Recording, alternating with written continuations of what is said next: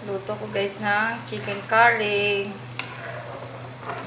Huwag nyo nang pansinin yung gilid ng kawali ko. Kasi ginisa ko siya kanina tapos lumikit. Yan na siya guys. Chicken curry yung ulam namin ni Amira.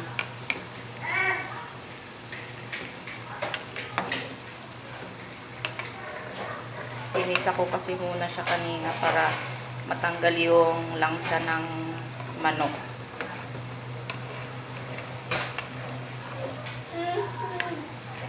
Pinatuyuan ko siya sa tubig tapos pinalambot.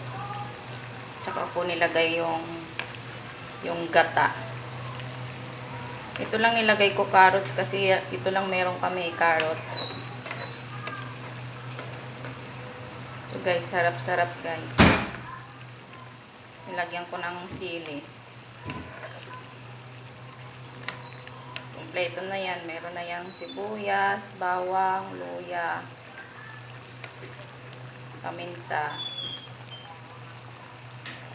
sili, food color.